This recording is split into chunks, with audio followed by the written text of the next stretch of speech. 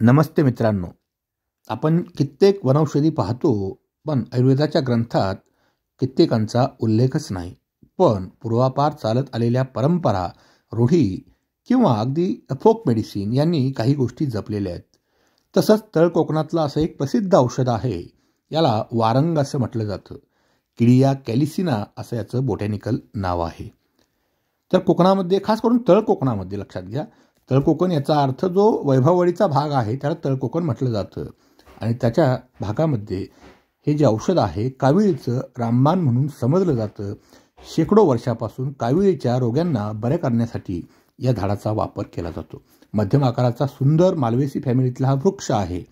याच्या पानांचा रस सलग 7 दिवस काविळीमध्ये दिला जातो, ज्याने कावीळ बरी होते.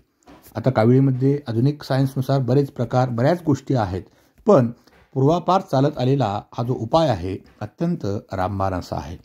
हे झाड तसं कित्येक गोष्टीसाठी उपयोगाला येतं, लक्षात घ्या. पण काविळीसाठीचं अत्यंत महत्त्वाचं तळ कोकणातले औषध निश्चित पहा.